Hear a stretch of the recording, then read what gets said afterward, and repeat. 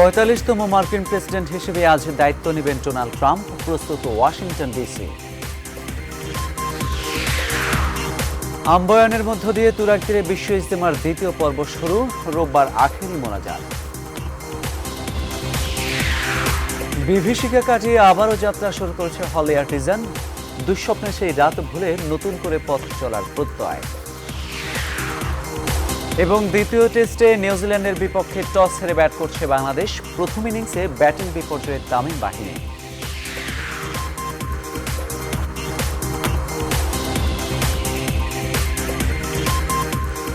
স্বাগত নিউজ 24 সংবাদে, সাথে আছে মামুন রশিদ। দেখছিলেন শরিয়া ভিত্তিক ইউনিয়ন ব্যাংক লিমিটেড সংবাদ শিরোনাম। ইলপাল্লার দিন শেষ, মেগা ডিজিটাল স্কেলে বাংলাদেশ। নানা আলোচনা সমালোচনার মধ্যে আজ 45তম মার্কিন প্রেসিডেন্ট হিসেবে অভিষেক হতে যাচ্ছে ডোনাল্ড ট্রাম্পের। এর প্রাক্কালে এক ভাষণে আমেরিকার ঐক্য ও পরিবর্তনের প্রতিশ্রুতি দেন তিনি। রাজধানী ওয়াশিংটন ডিসিতে এক কনসার্টে তাঁর সমর্থকদের উদ্দেশ্যে তিনি এই ভাষণ দেন। এদিকে ট্রাম্পের অভিষেক অনুষ্ঠান আড়ম্বরপূর্ণ করতে নেওয়া হয়েছে নানা আয়োজন। এই উপলক্ষে ওয়াশিংটনে জড়ো হচ্ছেন ট্রাম্প সমর্থকরা। প্রতিবাদ বিক্ষোভ করতে মাঠে থাকছেন ট্রাম্প বিরোধীরাও। রাজনৈতিক ও বিভিন্ন ক্ষেত্রে তারকা সহ অনেক বিশিষ্টজন বর্জনের ঘোষণা দেয় এবার মার্কিন প্রেসিডেন্টের শপথ অনুষ্ঠান ব্যাপক আলোচনার জন্ম দিয়েছে। ট্রাম্পের অভিষেকে 8 থেকে 9 লাখ লোক অংশ নিতে পারেন। এই 9 লাখের মধ্যে আবার সবাই ট্রাম্প সমর্থক নন। প্রায় 3 লাখ বিক্ষোভকারী জড়ো হবেন রাজধানীতে।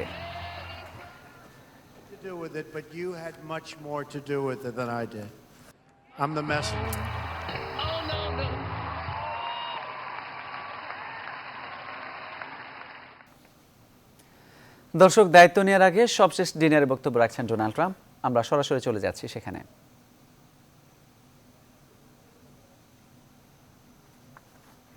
And speaking of safety, we have General Mattis. Now, I don't know if he likes being called Mad Dog Mattis, so I will not call him Mad Dog Mattis. I'll just call him General Mattis, but he's here someplace. He is going to keep us safe. In fact, it was the shortest senatorial interview I've ever seen. I think they're afraid of him, actually. But just in case you have any question, don't worry, he's going to pass. But the cabinet members are doing really fantastically. I've watched most of it. I've heard most of it. They have really, really done a good job, and I was very proud of them. I'm very, very proud of my picks. There's not a pick that I don't love. And if there was, I'd tell you right now. Probably would, actually. I want to thank the cabinet for being here. I want to thank all of the senators that I see you're here. I want to thank all of our donors, the big donors, small donors. There are donors that got really, really generous the day after the election was won. Oh, I have a couple. They got so generous. Hi, Don, I just want to tell you, I just sent a big check. Oh, great. Should have sent it a week before. That's okay. We love you too. They are now officially a member of our party. You know, we've picked up hundreds of thousands and millions of Republicans. Not only did we do great in the election, you remember, we cannot get to 270.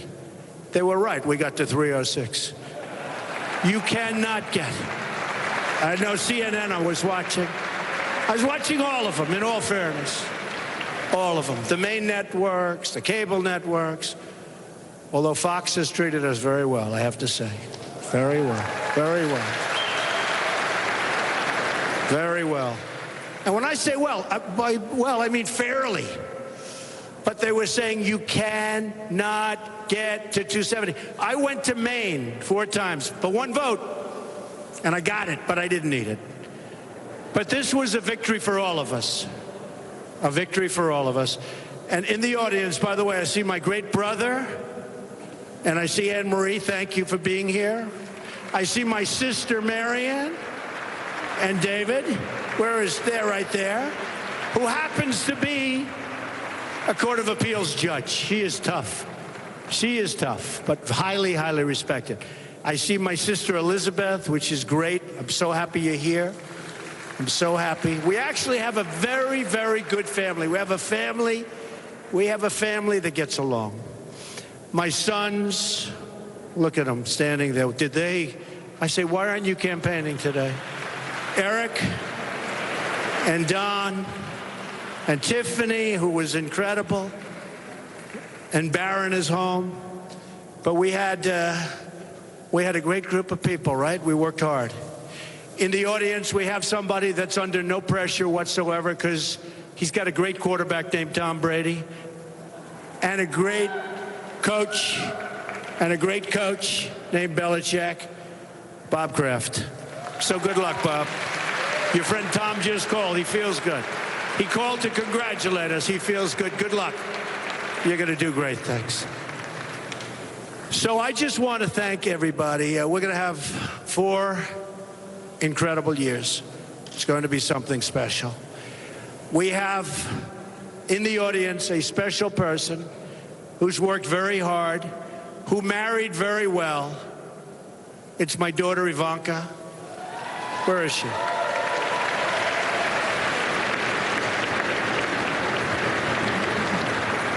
I sort of stole her husband. He is...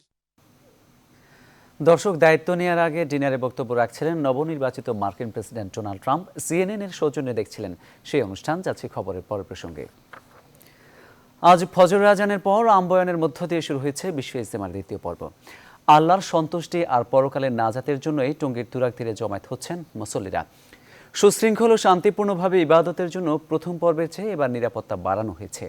5 স্তরের নিরাপত্তা ব্যবস্থায় রয়েছে আইনশৃঙ্খলা রক্ষাকারী বাহিনীর 6000 সদস্য। ইজতেমা ময়দানে অগ্নি নির্বাপন ব্যবস্থার পাশাপাশি বিদ্যুৎ ও গ্যাস সরবরাহ নিশ্চিত করা হয়েছে। এই পর্বে অংশ নিচ্ছেন 16 জেলার মুসল্লিরা। তাদের যাতায়াতের জন্য বিশেষ ট্রেন ও বাস সার্ভিসের ব্যবস্থা করা হয়েছে। 22 জানুয়ারি আখেরি মোনাজাতের মধ্য দিয়ে শেষ হবে দ্বিতীয় পর্বের বিশ্ব ইজতেমা।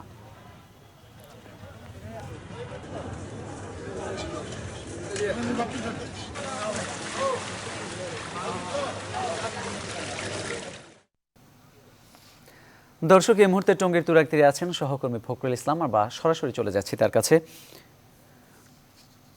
ফখরুল, আগের সংবাদে আমরা আপনার সঙ্গে যুক্ত হয়েছিলাম। আপনি যেটা জানিয়েছিলেন যে আম্বয়ানের মধ্য দিয়ে দ্বিতীয় পর্বের এই আনুষ্ঠানিকতা শুরু হয়েছে আজ ফজর নামাজের পর। তো মুসল্লিদের উপস্থিতি ঠিক এখন কেমন দেখছেন?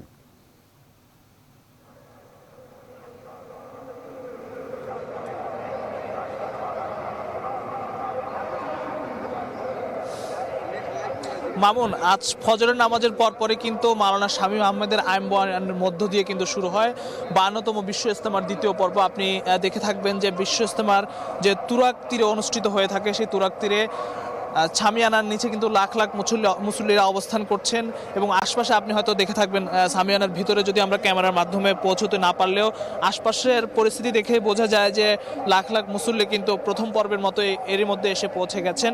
অর্থাৎ আপনাকে যদি বলি যে ইজতেমা গত কয়েক বছর ধরে 2 পর্বে হয়ে থাকে, এবারও কিন্তু সে একই ধারাবাহিকতায় 2 পর্বের দ্বিতীয় পর্ব কিন্তু আজ শুরু হয়ে গেছে আম্বয়ানের মধ্য দিয়ে। আম্বয়ান কিন্তু চলছে, মুসল্লিরা বয়ান শুনছেন। তাবলিগের যিনি মুরব্বী রয়েছেন মাওলানা শামীম আহমেদ, তিনি স্টেজ থেকে বয়ান করছেন। এছাড়া আপনাকে যদি বলি যে এই দ্বিতীয় পর্বে কিন্তু 16টি জেলা মুসল্লিরা অংশ নিচ্ছেন, অর্থাৎ ঢাকা জেলা এবং দিনাজপুর, রংপুর, তারপর কিশোরগঞ্জ, ময়মনসিংহ, এইভাবে 16টি জেলা এখানে অংশ নিয়েছেন। অর্থাৎ দেশের 64টি জেলার কিন্তু 32 জেলা ভাগ করে দিয়ে প্রতি 32 জেলা কিন্তু এক এক বছর অনুষ্ঠিত হয়ে থাকে। এবারের যারা অংশ নিচ্ছেন 16টি জেলার 2 পর্ব মিলিয়ে 32 জেলা, তারা কিন্তু আগামী বছর এখানে অংশ নিতে পারবেন না আগামী বছরের ইজতেমায়। এই ইজতেমা কিন্তু একটি বিশ্ব ইজতেমা, বিশ্বের কিন্তু দ্বিতীয় বৃহত্তম মুসলিম জামায়াত। আপনি জানেন যে এখানে বিশ্বের প্রায় 50টি দেশের মুসল্লিরাও কিন্তু এখানে ইজতেমা অংশ নেন। ইজতেমার যে মূল ময়দান রয়েছে তার পাশেই, অর্থাৎ ডান দিকে কিন্তু আপনার বিদেশি মুসল্লিদের জন্য কিন্তু সামিয়ানা রয়েছে। 16টি খিত্তার বাহিরেই কিন্তু এই বিদেশি মুসলমানদের জন্য সামিয়ানা রয়েছে, সেখানে তারা অংশ নিয়েছেন। সেখানে কিন্তু হাজার হাজার বিদেশি মুসল্লিরা অংশ নিয়েছেন। এছাড়া কিন্তু নিরাপত্তা ব্যবস্থা কিন্তু এখানে বেশ প্রথম পর্বের মতোই কিন্তু জোরদার রয়েছে। আপনাকে যদি বলি যে প্রায় 60টি ভাসমান সেতু রয়েছে সেনাবাহিনীর, পাশাপাশি কিন্তু আইনশৃঙ্খলা বাহিনীর সদস্য অর্থাৎ পুলিশ রয়েছেন। গতকাল কিন্তু এখানকার জেলা পুলিশ সুপার যেমনটি জানিয়েছেন যে পুলিশের প্রায় 6,000 সদস্য অংশ নিয়েছেন এই ইজতেমা নিরাপত্তার দায়িত্বে। পাশাপাশি কিন্তু র্যাবের আরও প্রায় 2,000 সদস্য কিন্তু অংশ নিয়েছেন। র্যাবের পক্ষ থেকে 2 স্তরের নিরাপত্তা ব্যবস্থা নেওয়া হয়েছে। সাদা পোশাকের পুলিশ রয়েছে, র্যাব রয়েছে, বিভিন্ন গোয়েন্দা বাহিনীর সদস্য রয়েছেন। এছাড়া এখানকার নিরাপত্তায় ফায়ার সার্ভিস রয়েছে, স্বাস্থ্য টিম রয়েছে, স্বাস্থ্য নিরাপত্তা নিশ্চিতে। পাশাপাশি কিন্তু ইজতেমাকে ঘিরে কিন্তু আইনশৃঙ্খলা বাহিনীর যেমন নিরাপত্তা ব্যবস্থা রয়েছে, ওয়াচ টাওয়ারের মাধ্যমেও কিন্তু তারা নিরাপত্তা দিয়ে যাচ্ছেন। তো বলা যায় যে খুব সুষ্ঠুভাবে দ্বিতীয় পর্ব অনুষ্ঠিত হবে প্রথম পর্বের মতোই। লাখ লাখ মুসল্লি কিন্তু এর মধ্যে এসে পড়েছেন এবং আরও মুসল্লিরা কিন্তু আজকে যেহেতু প্রথম দিন দ্বিতীয় পর্বে আসতে শুরু করেছেন। বলা যায় যে ইজতেমা দ্বিতীয় পর্ব প্রায় জমে গেছে। আগামী রোববার কিন্তু বেলা 12:15টার মধ্যে আখেরি মোনাজাতের মধ্য দিয়ে কিন্তু 52তম বিশ্ব ইজতেমার শেষ হয়ে যাবে। মামুন, এই ছিল আমার কাছে বিশ্ব ইজতেমার দ্বিতীয় পর্বের সবশেষ পরিস্থিতি। ফখরুল, আপনাকে ধন্যবাদ। আপনি থাকুন সেখানে, আমরা পরবর্তীতে আবারও আপনার সঙ্গে যোগাযোগ করব। দর্শক, গাজীপুর টঙ্গীর তুরাগ তীরে শুরু হয়েছে বিশ্ব ইজতেমার দ্বিতীয় পর্ব। সেখানকার সবশেষ পরিস্থিতি জানাচ্ছিলেন সহকর্মী ফখরুল ইসলাম। যাচ্ছে খবরের পর প্রসঙ্গে। নির্বাচন কমিশন গঠনে দলগুলোর মধ্যে মতৈক্য ছাড়া রাষ্ট্রপতির সংলাপ ফলপ্রসূ হবে না। শুধু তাই নয়, কমিশন গঠনের আগে সেই সমঝোতা জরুরি, পরে নয়, এমন মত দিয়েছেন বিশ্লেষকরা। আর বলেছেন, রাষ্ট্রপতি রাজনৈতিক দলগুলোকে নিজেদের মধ্যে আলোচনার তাগিদ দিলেও আপাতত সেই সম্ভাবনা নেই। তারা মনে করছেন, আগামীতে রাজনীতির চমকপ্রদ দৃশ্যপটে অনেক কিছু অপেক্ষা করছে। বিস্তারিত দেখুন প্লাবুর রহমানের প্রতিবেদনে। অনেক আশা ভরসার সংলাপ শেষ। গেল 18 ডিসেম্বর থেকে 18 জানুয়ারি এই এক মাসে 31টি রাজনৈতিক দলের সঙ্গে নির্বাচন কমিশন গঠনের ব্যাপারে আলোচনা করেন রাষ্ট্রপতি মোহাম্মদ আব্দুল হামিদ। এখন অপেক্ষা সিদ্ধান্তের। যদিও ক্ষমতাসীন আওয়ামী লীগ, বিএনপি সহ সব দলই রাষ্ট্রপতির সিদ্ধান্তের প্রতি নিজেদের আস্থার কথা জানিয়েছে। এই মুহূর্তে তো বলতে পারছি না যে সালিশ মানি তালগাছটা আমার, এরকম মানসিকতা নিয়ে কেউ বসে আছে। রাষ্ট্রপতি যেটাই করবেন, এটা যদি আমাদের কোনো প্রস্তাবনার বিরুদ্ধেও যায়, আমরা মেনে নেব। আমার রাষ্ট্রপতি একজন আপাদমস্তক রাজনৈতিক নেতা। আমরা আশা করি যে দেশের যে বর্তমান রাজনৈতিক সংকট, এই সংকট থেকে উত্তরণের জন্য তার এই উদ্যোগ নিঃসন্দেহে একটা ফলপ্রসূ ভূমিকা পালন করবে। কিন্তু অতীতের এমন সংলাপ এবং সিদ্ধান্তের অভিজ্ঞতায় ভরসা পাচ্ছেন না বিশ্লেষকরা। এখন নির্ভর করে রাষ্ট্রপতির উপর, কারণ রাষ্ট্রপতির কোর্টেই এখন বল। তাহলে রাষ্ট্রপতির সিদ্ধান্ত নিতে হবে, কিন্তু রাষ্ট্রপতির সিদ্ধান্ত নেওয়াটা ঝুঁকিপূর্ণ। আমরা অতীতে দেখেছি, স্বাধীনভাবে সিদ্ধান্ত নিতে গিয়ে যাচ্ছি শাহাবুদ্দিন বহু সমালোচনার সম্মুখীন হয়েছেন ক্ষমতাসীনদের কাছ থেকে। ডাক্তার বি চৌধুরীকে তো সে যে রাষ্ট্রপতি পদে ছেড়ে দিতে হয়েছিল। রাষ্ট্রপতি অবশ্য বারবার বলেছেন, সুষ্ঠু নির্বাচনের জন্য রাজনৈতিক দলগুলোর সমঝোতা জরুরি। সবশেষ 17 জানুয়ারি খেলাফত মজলিসের সঙ্গে আলোচনায় রাষ্ট্রপতি দলগুলোকে আবারও আলোচনায় বসার আহ্বান জানান। রাজনৈতিক দলগুলোর মধ্যে বলতে গেলে রাজনৈতিক দলের মধ্যে যে দুইটার সঙ্গে আলোচনা করা দরকার, আওয়ামী লীগ এবং বিএনপি, সেটা প্রাইম মিনিস্টার ভুলে গেছেন বিদেশে যাওয়ার সময়, এবং আলোচনার অবকাশ নাই। এখন যে অবস্থা এবং যেহেতু বক্তব্য পাওয়া গেছে ইতিমধ্যে, তাদের সম্ভব মনে হচ্ছে না। রাষ্ট্রপতি যেটা বলতে পারেন যে এটা তার সিদ্ধান্ত, যে তিনি যেই নির্বাচন কমিশন গঠনের ব্যাপারে তিনি যে উদ্যোগ নেবেন তা নির্ভর করবে রাজনৈতিক দলগুলো কি সমঝোতায় পৌঁছে তার উপর। তিনি তাদেরকে বলতে পারেন যে তারা আগে সমঝোতায় পৌঁছুক, তারপরে তিনি সিদ্ধান্ত নেবেন। তো বল এখন রাষ্ট্রপতির কোর্টে, বলটা তিনি রাজনৈতিক দলের কোর্টে দিয়ে দেওয়া উচিত।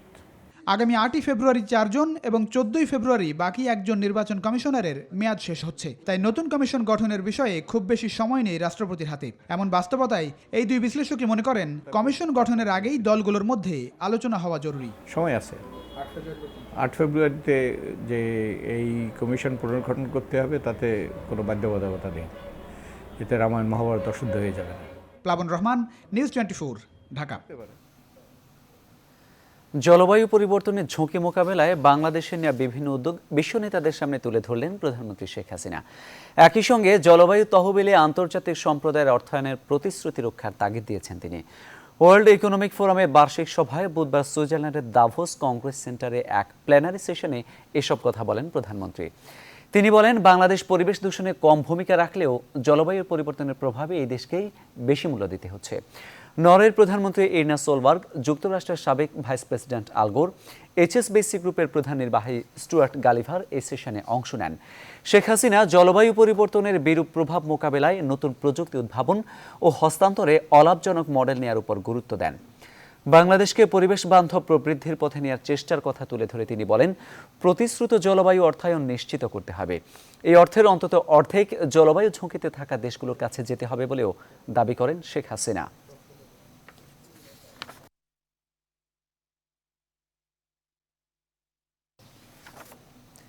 বিভীষিকা কাটিয়ে আবারও ঘুরে দাঁড়িয়েছে জঙ্গি হামলা আক্রান্ত হলি আর্টিজান। দুঃস্বপ্নে সেই রাত ভুলে ফের পথ চলতে শুরু করেছে আলোচিত এই বেকারি। এরই মধ্যে নতুন ঠিকানায় পুরাতন ক্রেতাদের ভিড়ে ব্যস্ত সময় পার করছেন দোকানের কর্মকর্তা কর্মচারীরা। হলির এই ঘুরে দাঁড়ানোর গল্প জানাচ্ছেন লাকমিনা জেসমিন সোমা। লেকের পাড়ে সুদৃশ্য ভবন, যেখানে সবুজ ঘাসে মিশে থাকত সোনালি রোদ। গরম কফিতে চুমুক দিয়ে আড্ডায় মেতে উঠতেন দেশি বিদেশিরা। সেই রেস্তোরাঁয় একদিন নেমে আসে দুঃস্বপ্নের রাত। ঘটে বিভীষিকাময় জঙ্গি হামলা। তার পরের ঘটনা সবারই জানা।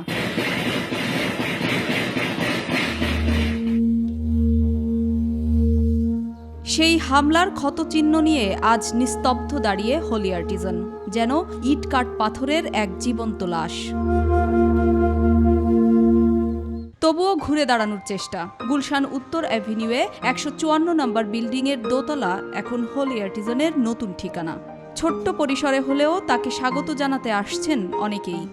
না, আগের মতো পরিবেশটা পাওয়া যাবে না, বাট আমাদের যে মেইন ফোকাসটা ছিল আমাদের ফুড নিয়ে, আমাদের ফুড সেম ফুডই আছে। নতুন করে উদ্বোধন করাতে আমাদের নতুন যারা কাস্টমার ছিল বা পুরাতন যারা কাস্টমার ছিল তারা আবার ব্যাক করতেছে, তারা আমাদেরকে কংগ্রেস করতেছে, আমাদেরকে মানে ফুল দিচ্ছে, আমাদেরকে তারা ইন্সপিরেশন করতেছে এক কথা বলতে গেলে। তো আলহামদুলিল্লাহ আমরা এখন খুব ভালো আছি আল্লাহর মধ্যে।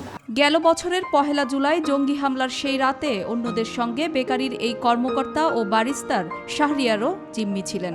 জানালেন আজও তাকে তাড়িয়ে বেড়ায় সেই দুঃসহ স্মৃতি।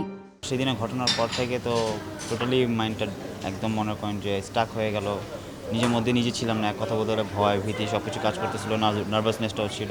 বেকারির সামনেই বন্দুক হাতে দাঁড়িয়ে নিরাপত্তা রক্ষী। তবে হলি আর্টিজানকে স্বাগত জানালেও আজও ভীতি কাটেনি এর নিয়মিত ক্রেতাদের। হয়তো সে কারণেই ক্যামেরার সামনে কথা বলতে রাজি হলেন না কেউ।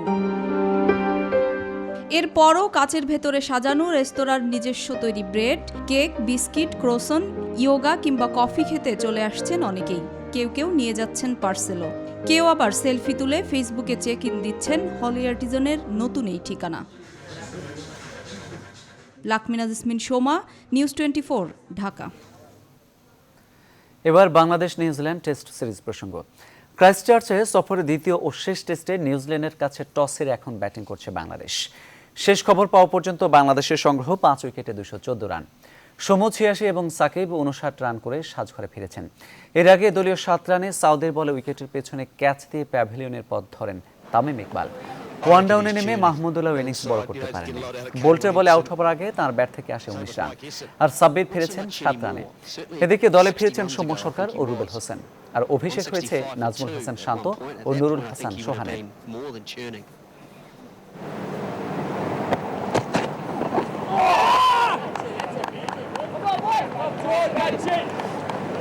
Yeah, it's important not to let the emotions, and Kane Williamson's brilliant like that. But on the back of Wellington, where there was frustrating times, and now put a lot of thought in their preparation and their plans and what they're trying to do, and especially when you get those opportunities to take the catches. The one thing he will know is it's a good surface to bat on.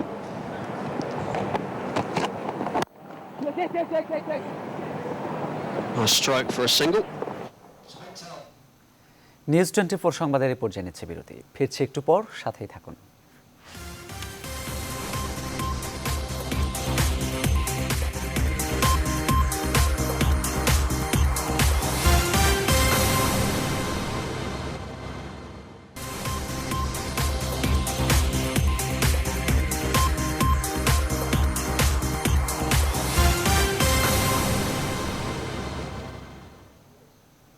বিরতির পর আবারও স্বাগত, দেখছেন news 24 সংবাদ। শহীদ আসাদ দিবস আজ।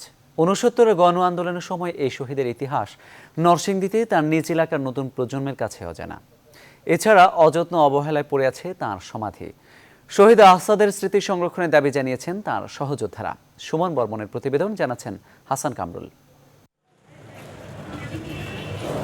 ৬৯-এর গণ অভ্যুত্থানের নায়ক শহীদ আসাদের নামে নরসিংদীর শিবপুর কলেজের নামকরণ করা হয় শিবপুর সরকারি শহীদ আসাদ কলেজ। অথচ সেই কলেজের শিক্ষার্থীরাই জানে না স্বাধীনতা উত্তর সংগ্রামে আসাদের ভূমিকা। তাকে জানার জন্য সেরকম কোনো স্মৃতিশালা বা কোনো সংগঠন নাই। একজন মুক্তিযোদ্ধা, তিনি ভাষার জন্য অনেক যুদ্ধ করেছেন। আসাদ দিবসে রাষ্ট্রীয় কোনো আয়োজন না থাকায় শিক্ষার্থীরা তেমন কিছু জানতে পারছে না বলে দাবি কলেজ শিক্ষকদের। রাষ্ট্রীয় উদ্যোগও যদি থাকে, যে এখন দলীয় উদ্যোগে কিন্তু অনেক কিছু হয়, কিন্তু এখানে তো উনি তো নির্দলীয়, উনি তো কোনো দলীয় না, সেই জন্য কিন্তু এখানে রাষ্ট্রীয় উদ্যোগে তেমন কিছু হয়নি, কিন্তু আমি মনে করি এটা হওয়া উচিত। আসাদের পৈতৃক বাড়ি শিবপুরের ধনুয়ায় তার সমাধিও পড়ে আছে অযত্নে। পরিবারের কেউ এলাকায় না থাকায় দেখার জন্য কেউ নেই। তার যে স্মৃতি বিজড়িত স্থানগুলো আছে এগুলো রক্ষা করা এবং গ্রামে পরিষদ এবং ছাত্র সংসদ এগুলো যদি তৈরি করে তাহলে আরও বেশি ভালো হবে। আসাদের আত্মত্যাগ স্বাধীনতা আন্দোলনের বীজ বপন করে। এজন্য তার অবদানের কথা নতুন প্রজন্মের কাছে তুলে ধরা রাষ্ট্রের দায়িত্ব বলে মনে করেন সহযোদ্ধারা। আমরা যদি সামনের দিকে অগ্রসর হতে চাই, সুন্দর সুস্থ গণতান্ত্রিক সমাজ ব্যবস্থা যদি আমরা প্রতিষ্ঠা করতে চাই, আজকে সমাজের উচিত, প্রত্যেকটা রাজনৈতিক দলের উচিত, সরকারের উচিত যে এই আদর্শগুলোকে সামনে নিয়ে আসা, এই প্রজন্মকে শিক্ষা দেওয়া।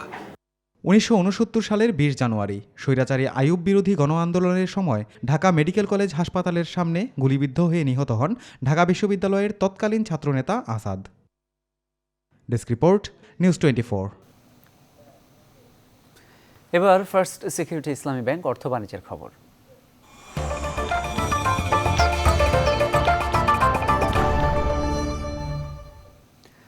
কর্মসংস্থানের জন্য বিদেশে যাওয়া মানুষের সংখ্যা বাড়লেও কমেছে অর্থ আসার পরিমাণ। বাংলাদেশ ব্যাংকের হিসেব অনুযায়ী ব্যাংকিং চ্যানেলে এক বছরে 13,500 কোটি টাকা রেমিটেন্স কম এসেছে।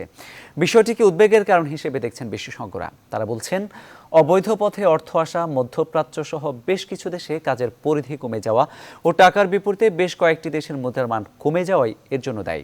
বিস্তারিত দেখুন সুলতান আহমেদের প্রতিবেদনে। বাংলাদেশ ব্যাংকের হিসেব অনুযায়ী 2016 সালে ব্যাংকিং চ্যানেলে রেমিটেন্স এসেছে 1,361 কোটি ডলার, যা তার আগের বছরের চেয়ে 170 কোটি 13 লাখ ডলার কম। শতকরা হিসেবে যা প্রায় 11% কম। এবার দেখা যাক বিদেশে যাওয়ার সংখ্যার হিসেব। Bureau of manpower and employment training BMETর হিসেবে 2016 সালে জনশক্তি রপ্তানি হয়েছে 7 লাখেরও বেশি, যা 2015 সালের চেয়ে প্রায় 1.5 লাখ বেশি। বিশেষজ্ঞরা বলছেন, মধ্যপ্রাচ্য সহ বহু দেশে কাজের ক্ষেত্র কমে যাওয়া, টাকার বিপরীতে কিছু মুদ্রার দাম পড়ে যাওয়া এর পেছনে ভূমিকা রাখছে। আয় কমেছে তাদের সামগ্রিকভাবে, এটা আমি বিশ্বাস করি না। আমি মনে করি যে এই আয়টা দেশে সরকারি চ্যানেলে, ফর্মাল চ্যানেলের মাধ্যমে আসছে না। এই বছর আমরা যেটা দেখতে পাচ্ছি, বিশেষ করে জুলাই থেকে, এটা কিন্তু শুধু তেলের দাম যেসব দেশে কমেছে সেখান থেকে রেমিটেন্স কমেছে, তার মধ্যে আর সীমাবদ্ধ থাকেনি। এখন দেখা যাচ্ছে আমাদের যে তৃতীয় বৃহৎ সোর্স অফ রেমিটেন্স জিসিসির বাইরে, সেটা হচ্ছে মার্কিন যুক্তরাষ্ট্র, সেখান থেকে বড় অঙ্কের রেমিটেন্স আসা কমে গেছে। অনেকে বলছেন অবৈধ পথে অর্থ আসার কথা। অল্প সংখ্যক লোকের মধ্যে এটা ছিল যে পাঠাচ্ছে না টাকা, এখন দেখছে যে অন্যভাবে টাকা পাঠালে টাকা পাওয়া যায়। জিনিসটা আস্তে আস্তে সবাই প্রচার হয়ে গেছে, তখন তারা ওইভাবে টাকাটা পাঠাচ্ছে, তারা হোল্ড করছে। এটা দেখবেন 17 সালে যদি এটার অবস্থা উন্নতি না ঘটেন, দেখবেন রেমিটেন্স কিন্তু আরও ফল করতে পারে। ব্যাংকাররাও বিষয়টিকে স্বীকার করছেন, বলছেন অবৈধ পথে অর্থ ঠেকাতে হবে সরকারকেই। ব্যাংকারদেরকে বেটার টেকনোলজি অ্যাডাপ্ট করতে হবে। অন্যরা যদি দ্রুততার সঙ্গে পাঠাতে পারে, আমরা যাতে পাঠাতে পারি আমাদের অ্যারেঞ্জমেন্টে, আমরা যদি, কারণ আমাদের সম্পর্কে জনগণের তো যারা আমাদের প্রবাসী বাংলাদেশি আছেন তারা তো ব্যাংকিং চ্যানেলে পাঠাতে প্রেফার করবেন সেফটির কারণে। দ্রুতই সমস্যার সমাধানে উদ্যোগ নেবে সরকার, এমন প্রত্যাশা সংশ্লিষ্টদের। Sultan Ahmed, news 24, Dhaka. Board paper উৎপাদনের জন্য একটি কারখানা করতে যাচ্ছে বসুন্ধরা গ্রুপ।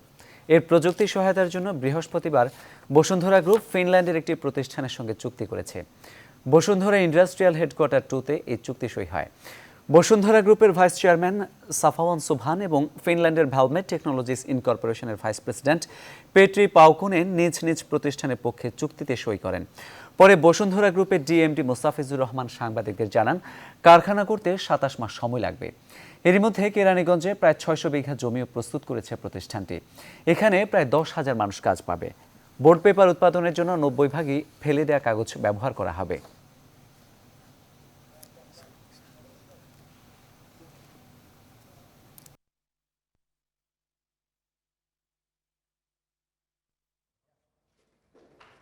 এটাতে দেশ স্বয়ংসম্পূর্ণই হবে না, আমরা বেশ কিছু পরিমাণ এটা আমরা এক্সপোর্ট করতে পারবো। আর এটা হলো যে একটা দেশে এখানে আমরা প্রায় ৪,০০০ কোটি টাকা আমাদের খরচ হবে, আর এখানে আমরা ১০,০০০ কোটি টাকা সেলস রেভিনিউ পাবো। আর এটার একটা বিশেষ একটা দিক হলো যে আমরা এখানে বিশেষ করে বর্জ্য কাগজ, ম্যাক্সিমাম বর্জ্য কাগজ ইউজ করে, যেটা বাংলাদেশে মেজরিটি পোর্শন এটা বাংলাদেশে অ্যাভেলেবল, এই বর্জ্য কাগজটা ইউজ করে আমরা এই কাগজটা তৈরি করব। So the purpose of the contract signing is that today we finalized the contract together with Basuntara Group and with Valmet concerning the 2 high quality board machines which will be delivered to Dhaka area, and we are this is a happy day for us, and I think that news 24 সংবাদে নিচ্ছে আবারও বিরতি, ফিরছে একটু পর, সাথেই থাকুন।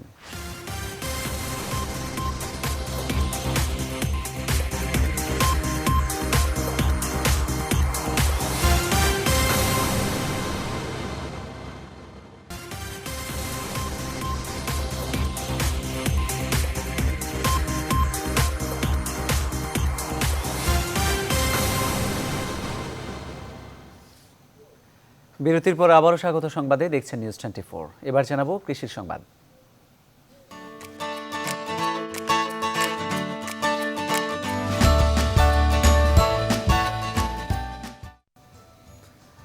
আদর্শ বীজ তোলা পদ্ধতিতে ধান চাষ মাগুরার কৃষকদের মাঝে দিন দিনই জনপ্রিয় হয়ে উঠছে। এই পদ্ধতিতে চাষাবাদ যেমন ভালো হয়, তেমনি রোগবালাই কম হয় বলছে কৃষি বিভাগ। আর তাই কৃষকদের কাছে গুরুত্ব পাচ্ছে এই পদ্ধতি। মাগুরার প্রতিনিধি রাশেদ খানের প্রতিবেদন, জানাচ্ছেন সালে জহুর চৌধুরী। কৃষি বিভাগের হিসেবে মাগুরা জেলায় এবার ৩৬,০০০ হেক্টরের বেশি জমিতে বোরো আবাদের লক্ষ্যমাত্রা নির্ধারণ করা হয়েছে, যার অধিকাংশই আদর্শ বীজতলা। আদর্শ বীজতলার ক্ষেত্রে সাধারণত লাইন টেনে বীজ বপন করা হয়, ফলে এই বীজতলায় ধানের চারা সারিবদ্ধভাবে গজায়। পানি দিতে ভালো হয়, চারাটা হৃষ্টপুষ্ট হয়, লাগাতে ভালো হয়, এই রোগবালাই কিছু হয় না। এই পদ্ধতির সম্প্রসারণে বিভিন্ন সহযোগিতা ও পরামর্শের কথা জানালেন এই কৃষি কর্মকর্তা। রোগ পোকা দমনের সুবিধা হয়, উৎপাদন খরচ কমে, অতিরিক্ত শীতেও চারা ভালো থাকে। আমরা কৃষকদের উদ্বুদ্ধ করে যাচ্ছি যাতে ভবিষ্যতে আরও অধিক পরিমাণ জমিতে আদর্শ বীজতলা হয়। কেবল আশ্বাস নয়, এই চাষে সরকারের সার্বিক সহযোগিতা চান প্রান্তিক চাষিরা। Desk report, news 24। নিউজ 24 সংবাদে নিচ্ছি আবারও বিরতি, ফিরছি একটু পর, সাথেই থাকুন।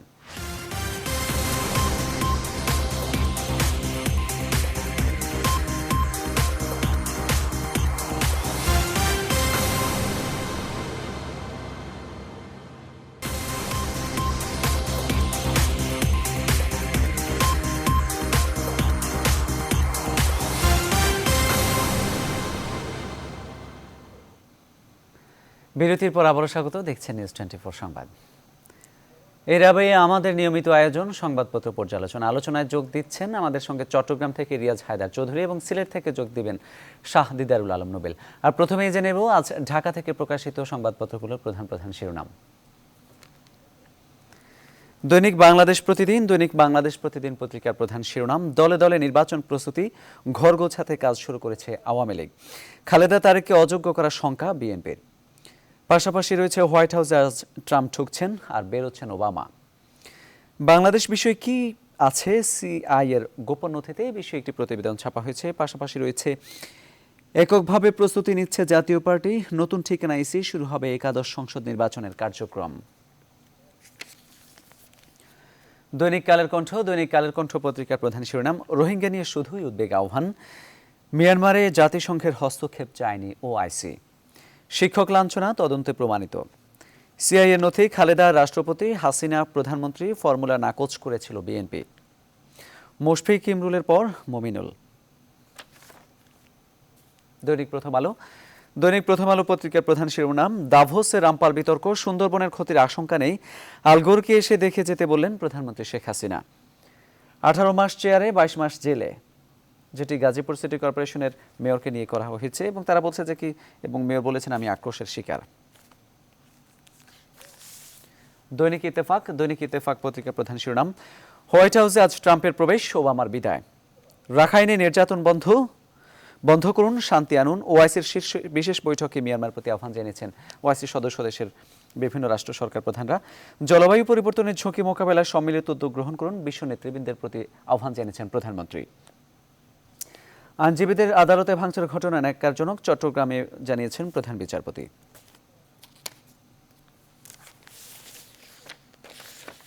দৈনিক জনকণ্ঠ পত্রিকার প্রধান শিরোনাম, ফুটপাত দখল ব্যবসায় সিন্ডিকেটের নিয়ন্ত্রণে। রামপালে এসে দেখে যান আলগোরকে প্রধানমন্ত্রী, WEF সভার আলোচনায় আমন্ত্রণ। প্রায় সব শীর্ষ জঙ্গি নিহত, মেজর জিয়া কোথায়? স্বাধীনতা বিরোধীরা ধর্মের নামে চালাচ্ছে সন্ত্রাস। লাখ লাখ যুবশক্তির সৃজনশীলতা বিকাশে বৈশ্বিক জ্ঞানকে স্বাগত জানাবে প্রধানমন্ত্রী। দৈনিক সমকাল পত্রিকার প্রধান শিরোনাম, হকার সমস্যার আসল সমাধান কার হাতে? ফুটপাত দখল করে ব্যবসা করতে দেব না, জানিয়েছেন মেয়র সাইদ খোকন।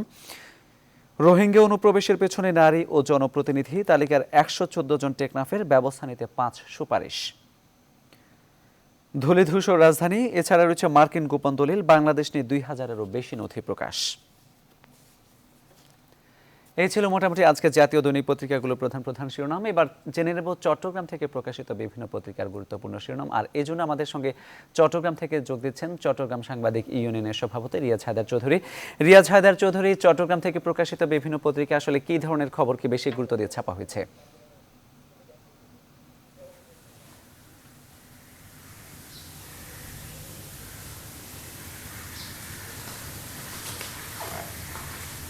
ধন্যবাদ মামুন। চট্টগ্রামের সবকটি কাগজেই আজকে মাননীয় প্রধান বিচারপতির বক্তব্যকে কেন্দ্র করে শিরোনাম রয়েছে। আপনারা জানেন চট্টগ্রামে একদিন আগেই চট্টগ্রাম আদালত ভবনে ভাঙচুরের ঘটনা ঘটেছে। চট্টগ্রামের সবকটি কাগজ এটিকেই মুখ্য হিসেবে প্রতিবেদন প্রকাশ করেছে। আজকে দৈনিক আজাদী, যেটি চট্টগ্রামের প্রাচীন দৈনিক, সেটি প্রধান প্রতিবেদন আদালত ভাঙচুরে প্রধান বিচারপতি আদালত ভাঙচুর প্রসঙ্গে বলেছেন, আমার হৃদয়ে রক্তক্ষরণ করছে।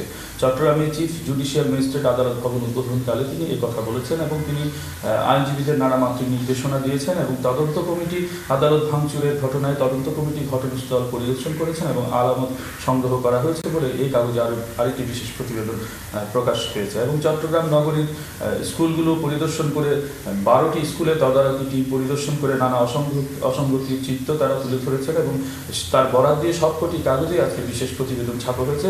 তার মধ্যে আজাদী তার শিরোনামে উল্লেখ করেছে, CGSA অর্থাৎ চিটাগং গ্রামার স্কুলে ভর্তি ফি 63,000 টাকা এবং শ্রেণীভেদে বেতন 16 থেকে 19,000 টাকা। বাওয়াই স্কুলে ভর্তি ফি 10,300 টাকা। মেরন সানের টিসি নিতে লাগে 5,000 টাকা।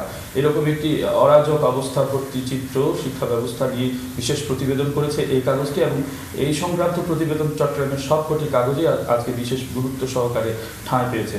প্রতিশ্রুত জলবায়ু অর্থায়ন নিশ্চিত করার তাগিদ দিয়েছেন প্রধানমন্ত্রী, এরকম আরেকটি শিরোনাম রয়েছে। এবং মুক্তিযোদ্ধা যাচাই বাছাই কমিটিতে বোয়ালখালীতে সংসদ সদস্য মাইনুদ্দিন খান বাদলকে রাখায় আপত্তি উঠেছে বলে আরেকটি খবর বিশেষ গুরুত্ব সহকারে ছাপানো হয়েছে। এবং রাঙ্গামাটিতে বিয়ের অনুষ্ঠান থেকে তুলে নিয়ে নির্যাতন করা হয়েছে কনেকে, বাঙালি ছেলেকে বিয়ে করার কারণেই এমনটি ঘটেছে বলে প্রতিবেদনে প্রকাশ পেয়েছে।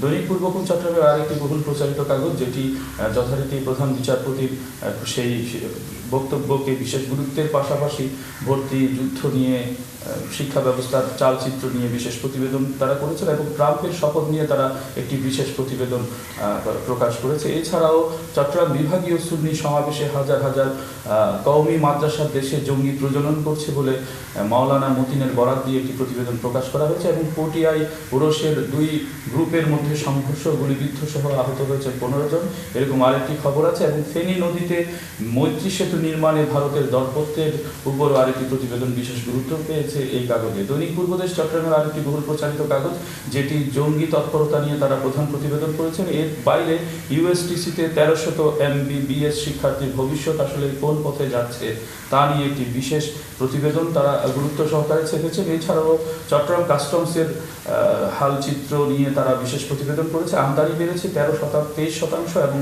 আদায় হয়েছে 1736 কোটি টাকা।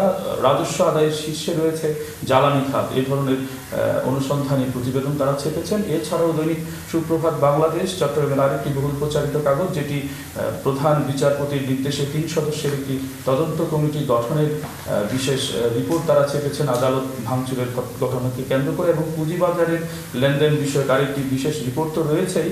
এছাড়াও চট্টগ্রামের রাজনৈতিক একাধিক রিপোর্ট এবং আঞ্চলিক নানা গুরুত্ব সমৃদ্ধ প্রতিবেদন তারা বিশেষ গুরুত্ব সহকারে ছেপেছেন। এই ছিল চট্টগ্রামের দৈনিক কাগজগুলোর প্রধান শিরোনাম। আজকে আমাদের সাথে আলোচনায় যুক্ত রয়েছেন চট্টগ্রামের বিশিষ্ট পেশাজীবী নেতা, যিনি বিশিষ্ট পরিবেশবিদ এবং বীর মুক্তিযোদ্ধা ও কলামিস্ট প্রফেসর মোহাম্মদ ইদ্রিস আলী।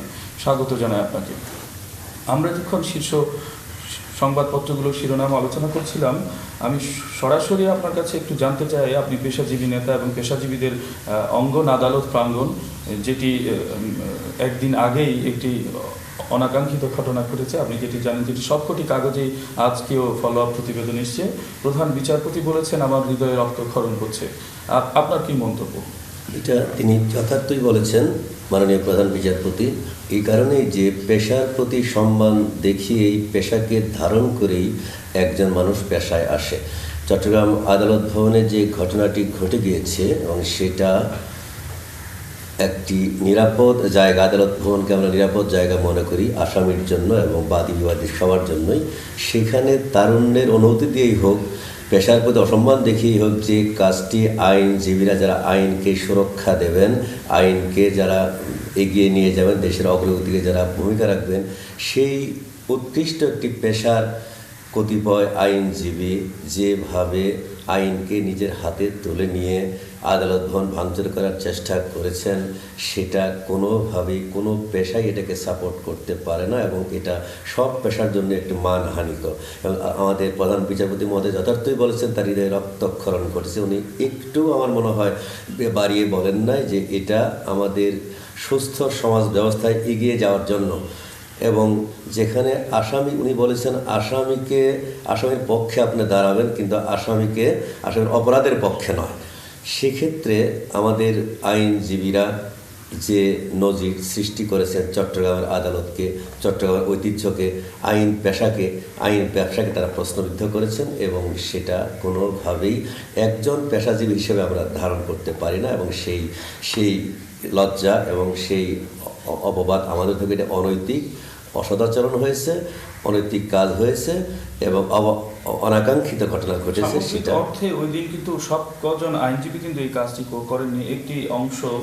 এটা দায় কিন্তু সবার উপরে যায়, এই কারণে যে তারুণ্য থাকবে, তারুণ্য আমাদের এগিয়ে নিয়ে যাচ্ছে, কিন্তু সেই তারুণ্য যদি আমাদেরকে ধ্বংসাত্মক কিংবা অনৈতিক কাজের প্রভাব বিস্তার করার জন্য যে কোনোভাবেই সেটাকে ধারণ করে সেই তারুণ্যকে দেশে আগিয়ে যাওয়ার জন্য। কিন্তু শুধু তরুণ আইনজীবীরাই এই কাজটি করেননি। ওই দিন আমি ঘটনার পরপর ঘটনাস্থলে গিয়েছি, ওই দিন কিন্তু নেপথ্যে দেখেছি একটি যেই অপশক্তিটি রাজনীতিতে বা বাংলাদেশের সমাজ ব্যবস্থা অস্থিরতা তৈরি করতে চাচ্ছে, তাদেরই প্রতিনিধিত্বকারী কোনো সিনিয়র আইনজীবীও এবং এই ক্ষেত্রে কিন্তু আমাদের আরো সংকটটা বেশি। দেশ যখন এগিয়ে যাচ্ছে, আমরা যখন সব সূচকে সব ক্ষেত্রে পৃথিবীর মানুষের দৃষ্টি আকর্ষণ করছি, সেই ক্ষেত্রে সেই অবস্থায় আইনের শাসন প্রতিষ্ঠা আমাদের এখন অত্যন্ত জরুরি এবং আইনের শাসন প্রতিষ্ঠা হলে আমাদের আর কোনো ঘাটতি থাকতেছে না, থাকে না। সেখানে কোনোভাবেই হোক, যে কোনো প্রক্রিয়াতেই যারা কৌশলী, যারা সুযোগের সন্ধানী, তাদের অবস্থানটাকে চিহ্নিত করা আইনজীবীদের দায়িত্ব ছিল। এবং এটাই শুধু নয়, তারা যখন সাংবাদিকদের উপরও আক্রমণ করেছে, আমরা জানি যে একটা সরকারের সমাজের প্রতিবিম্ব হলো সাংবাদিক। আইনজীবীরা সমাজকে ধারণ করবেন, এগিয়ে নেবেন। তারা একটা দেশের সৃষ্টি থেকে, সংবিধান প্রণয়ন থেকে শুরু করে সবগুলো গুরুত্বপূর্ণ কাজের সাথে যুক্ত থাকেন। এরকম একটা মহৎ পেশা, এরকম একটি ঐতিহ্যবাহী পেশাকে প্রশ্নবিদ্ধ করাটা কিন্তু কোনোভাবেই উচিত হয়েছে বলে সাধারণ মানুষের পক্ষ থেকে, পেশাজীবীদের পক্ষ থেকে আমরা এটা মনে করি না, কোনোভাবে এটা নৈতিক কাজ হয়নি। সেই জন্যই বলবো যে আমাদের মাননীয় প্রধান বিচারপতি যথার্থই সেই কথাটা বলেছেন এবং সেটা অনাকাঙ্ক্ষিত, এবং এখান থেকে আমাদের সরে আসা উচিত পেশার স্বার্থে, আমাদের সংহতির স্বার্থে। আরেকটি বিষয়, চট্টগ্রাম স্কুলগুলোতে যে ভর্তি বাণিজ্য এবং অপব্যবসা চলছে, সেটি তদারকি টিম সরেজমিন পরিদর্শন করে কাল এরকম চিত্র পেয়েছেন। আপনি একজন শিক্ষাবিদ হিসেবে শিক্ষা বহুদিন থেকেই পণ্যে পরিণত হয়েছে। আমাদের ব্যর্থতা এই জায়গাতেই 90-এর দশক থেকে শিক্ষা আস্তে আস্তে পণ্যে পরিণত হতে থাকে এবং সিন্ডিকেট ব্যবসার অংশ হয়ে যায়। এই শুধুমাত্র ভর্তির সময় এসে আমরা এই তদারকি দেখি, কিন্তু প্রত্যেকটা স্কুল, বিশেষ করে ইংলিশ স্কুলগুলো কোনো আইনের বিধির আওতায় তারা নেই এবং তারা যেভাবে শোষণ করছে এবং অনিয়মকে সৃষ্টি করে অনিয়মকে তারা প্রাতিষ্ঠানিক রূপ দেওয়ার চেষ্টা করছে। শিক্ষার এটাই বড় সংকট। এগিয়ে যাওয়া বাংলাদেশের এগিয়ে যাওয়া শিক্ষা ব্যবস্থার এটা বড় একটা প্রশ্নবিদ্ধ অবস্থা এবং এজন্য দায়িত্বশীল যারা আছেন শিক্ষা সম্পর্কিত, শিক্ষাকে পণ্যময় অবস্থা থেকে ফিরিয়ে আনার প্রক্রিয়া আমাদের হাতে নিতে হবে। এই জন্য তদারকি বাড়াতে হবে। মাত্র 12 স্কুলকে তদারকি করে লাভ নেই এবং 12 টিমকেও তদারকি করে লাভ নেই, সেটা সারা বছরের তদারকি দরকার। কারণ আমরা যেভাবে কোচিং ব্যবসার সাথে যুক্ত হয়েছি এবং যেভাবে শিক্ষাকে পণ্য পরিণত করেছি, এটা কিন্তু একটি অগ্রসরমান জাতির জন্য, দেশের জন্য, মুক্তিযুদ্ধের মাধ্যমে অর্জনকারী দেশের জন্য কোনোভাবেই কাঙ্ক্ষিত হতে পারে না। মুক্তিযোদ্ধা যাচাই বাছাই কমিটি নিয়ে কোনো স্থানে আপত্তি উঠছে। আপনি একজন তরুণ, আপনি একজন কিশোর মুক্তিযোদ্ধা, মুক্তিযুদ্ধের সময় কিশোরকালে আপনি যুদ্ধ করেছেন। বর্তমান যে বাংলাদেশে 4.5 দশক পরে এসে এই ধরনের বিতর্কের কোনো প্রয়োজনীয়তা আছে? মুক্তিযোদ্ধা মন্ত্রণালয় যথার্থভাবেই একটি সঠিক তালিকা প্রণয়নের চেষ্টা করছেন এবং এই ক্ষেত্রে যে নির্দেশনা এসেছে, যারা ভারতীয় তালিকায় নাম থাকবে এবং অন্যান্য সূচকগুলো যেগুলো দেওয়া হয়েছে সেগুলোর সাথে সম্পর্কিত এবং বিতর্কের ঊর্ধ্বের ব্যক্তিরাই এই কমিটিতে থাকবেন। এটা আমরা মনে করি যে এরপরে এই বিতর্ক থাকা উচিত না, যাচাই বাছাই এবং তালিকা প্রণয়ন।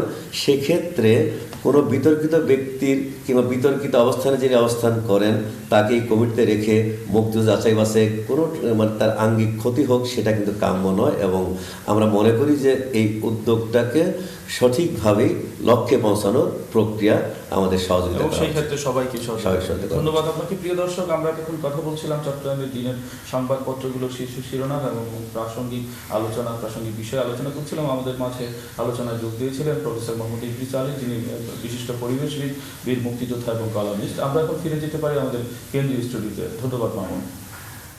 রিয়াজ হায়দার চৌধুরী, আপনাকে ধন্যবাদ। দর্শক, চট্টগ্রাম থেকে প্রকাশিত বিভিন্ন পত্রিকার গুরুত্বপূর্ণ শিরোনাম এবং সেই বিষয় নিয়ে আলোচনা করছিলেন চট্টগ্রাম সাংবাদিক ইউনিয়নের সভাপতি রিয়াজ হায়দার চৌধুরী।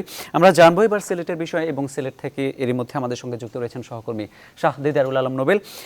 আমরা জানছিলাম চট্টগ্রামের বিষয়ে, এবার আপনার কাছে জানতে চাই যে কি সিলেট থেকে প্রকাশিত বিভিন্ন পত্রিকায় কি ধরনের সংবাদকে বেশি গুরুত্ব দিয়ে ছাপা হয়েছে আজকে?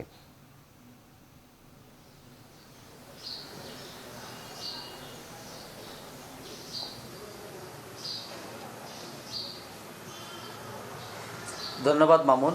আমার হাতে সিলেটের যে সকল আঞ্চলিক পত্রিকা এসে পৌঁছেছে তার মধ্যে দৈনিক সিলেটের ডাক তাদের প্রধান শিরোনাম করেছি, জকিগঞ্জে কলেজ ছাত্রী জুমার ওপর হামলাকারী বাহার গ্রেপ্তার, আদালতে স্বীকারোক্তি। এছাড়া তাদের আরেকটি সংবাদ রয়েছে সাবেক অর্থমন্ত্রী শাহ এম এস কিবরিয়ার মামলা নিয়ে। শিরোনাম হচ্ছে কিবরিয়া হত্যা মামলার সাক্ষ্য গ্রহণ ফের পেছালো। দৈনিক শ্যামল সিলেট তাদের শিরোনামের মধ্যে রয়েছে জেলার মাসুদের বিরুদ্ধে অভিযোগ তদন্তের নির্দেশ। সিলেট জেলের সাবেক জেলার, তার বিরুদ্ধে এলাকার অনেক লোক প্রভাব বিস্তার করে হয়রানির অভিযোগ করেছেন, এই তদন্ত এখন চলছে। তাদের পত্রিকায় আরেকটি শিরোনাম রয়েছে সাবিতে আবার পুলিশের বিরুদ্ধে যৌন হয়রানির অভিযোগ। দৈনিক উত্তর পূর্ব তাদের শিরোনামে প্রধান শিরোনাম করেছে উত্তাল দক্ষিণ সুনামগঞ্জ, মতিউর রহমানের কুশপুত্তলিকা দাহ। স্থানীয়ভাবে সংসদ সদস্য মতিউর রহমান এবং আওয়ামী লীগের আরেকটি পক্ষের মধ্যে গত কয়েকদিন ধরে উত্তেজনা চলছে এবং পাল্টাপাল্টি সভা সমাবেশ করছে, সেটা নিয়ে তারা এই সংবাদটি করেছে। দৈনিক যুগবেরী দেশের প্রাচীনতম পত্রিকা, তাদের প্রধান শিরোনামে রয়েছে হামলাকারী বাহার গ্রেপ্তার, স্বীকারোক্তিমূলক জবানবন্দি, যেটা কলেজ ছাত্রী উপর হামলার ঘটনায়। সাবিতে পুলিশের বিরুদ্ধে যৌন হয়রানির অভিযোগ। আরেকটি শিরোনাম তাদের রয়েছে, সেটি হচ্ছে আবারও পেছালো কিবরিয়া হত্যা মামলায় সাক্ষ্য গ্রহণ।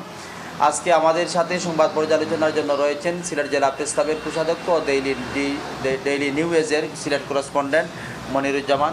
আমি স্বাগত জানাচ্ছি স্টুডিওতে। ধন্যবাদ। একটি সংবাদ প্রায় প্রতিটি পত্রিকায় এসেছে যে কিবরিয়া হত্যা মামলা নিয়ে। জি। তো দীর্ঘদিন থেকে এই মামলাটি চলছে। 2005 সালের ঘটনা, এখন পর্যন্ত 11 বছর 12 বছর চলে গেছে, কিন্তু এখনও মামলার আসলে সাক্ষ্য গ্রহণ শেষ হয়নি। দ্রুত বিচার ট্রাইব্যুনালে চলা এই মামলাটি আসলে কতটুকু দ্রুত সম্পন্ন হবে বলে মনে করেন? আদালতের বিষয়টা একটু সতর্কভাবে বা মন্তব্য করা বাঞ্ছনীয়। তারপরেও যেটা বলছি যে মিডিয়া কর্মী হিসাবে আমরা অবগত আছি 2014 থেকে এটা 2008 থেকেই এটা সিলেট ডিভিশনাল স্পিডি ট্রায়াল ট্রাইব্যুনালের আন্ডারে ছিল। মাঝখানে অধিকতর তদন্তের জন্য ওটা হবিগঞ্জ কোর্টে পাঠানো হয়েছিল। পরবর্তীতে 2014 2 জুন এটা আবার সিলেট স্পিডি ট্রায়াল ট্রাইব্যুনালে পাঠানো হয়। এরপর থেকে তার নির্দিষ্ট যে প্রাথমিক সময়সীমা 165 দিনের মধ্যে মাত্র আমরা যেটুকু জানি যে 24 জনের সাক্ষ্য গ্রহণ করা হয়েছিল 171 জনের মধ্যে, এবং পরবর্তীতে এটা আবার স্বরাষ্ট্র মন্ত্রণালয়ের নির্দেশে আবার সিলেটে পাঠানো হয়েছে, এবং এ পর্যন্ত আমরা যেটুকু জানি 171 জন সাক্ষীর মধ্যে মাত্র 46 জন সাক্ষীর সাক্ষ্য গ্রহণ করা হয়েছে। অতএব এখানে যে প্রাপ্তিটা জনগণের দ্রুত বিচারের প্রত্যাশা, সেটা যে হুচট খাচ্ছে এটা তো স্পষ্ট। এখানে একটা বিষয় যেটা যে আদালত কিন্তু ঘন ঘনই কিন্তু সাক্ষ্য গ্রহণের তারিখ দিচ্ছেন, কিন্তু আসামি যারা তারা নিয়মিত আসছেন না আদালতে, বা সাক্ষী যারা তাদেরকে উপস্থিত করা যাচ্ছে না। এই জন্যই আসলে মামলাটি অনেক দেরি হয়ে যাচ্ছে। এখানে একটা বিষয় লক্ষণীয়, যেটা যে এই মামলার যারা আসামি এরা আরও অনেক মামলায় আসামি। বিশেষ করে অনেক সময় দেখা যায় যে এখানে সিলেট কোর্টে যেদিন তাদের সাক্ষ্য বা উপস্থিতির প্রয়োজন, ওই দিন ঢাকায় কিংবা রাজশাহীতে, চট্টগ্রামে অন্য কোনো মামলায় তাদেরকে উপস্থিত হতে হচ্ছে বা উপস্থাপন করা হচ্ছে। সেই হিসাবে এখানে একটা প্রতিবন্ধকতা আছে। কিন্তু এরপরও আমি মনে করি যেটা আমরা সাধারণ মানুষ হিসেবে আরও কিছু মামলার কার্যক্রম আমরা দেখেছি যে কোর্ট চাইলে সংশ্লিষ্ট সবাই যদি তার দ্রুত বিচার সম্পন্নের ব্যাপারে আন্তরিক হন, তাহলে সেটা করা সম্ভব। আরেকটি সংবাদ সকল পত্রিকায় এসেছে কলেজ ছাত্রী জুমার উপর হামলার ঘটনায় হামলাকারী যে বাহার, সে গ্রেপ্তার হয়েছে এবং গতকালকে সে স্বীকারোক্তিমূলক জবানবন্দি দিয়েছে। খাদিজার পর আরেকটি ন্যাক্কারজনক ঘটনা। এই মামলাটি আসলে দ্রুত নিষ্পত্তির ব্যাপারে আপনি কতটুকু আশাবাদী? সবার কিন্তু সিলেটের মানুষের কিন্তু একটা দাবি আছে খাদিজার হামলার ঘটনার মতো, যে এইটা যেন দ্রুতই মামলা নিষ্পত্তি হয়। হ্যাঁ, এটা তো অবশ্যই মানুষের প্রত্যাশা। মানুষ কিছুটা হতাশও হয়েছিল যে ঘটনার প্রায় 3 দিন চলে গেছে, 5 দিন পর হ্যাঁ পুলিশ তাকে গ্রেপ্তার করতে পারেনি। কিন্তু গতকাল গ্রেপ্তারের পরপরই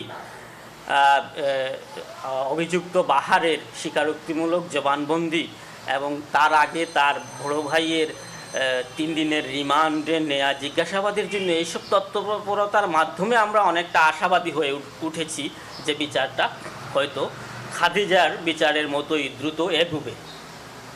এখানে একটা জিনিস উল্লেখ করা প্রয়োজন যে এখনও খাদিজার বিচারের রায় হয়নি, যেটা খাদিজার তার অসুস্থতার কারণেই। কিন্তু এটাও অন্যভাবে নেওয়া যায় কিনা, একজন অসুস্থ মানুষ সে কথা বলতে পারে না বা পারবে না বলেই তার বিচার আটকে যাবে, সেই বিষয়টাও মনে হয় বিবেচনায় নেওয়া উচিত।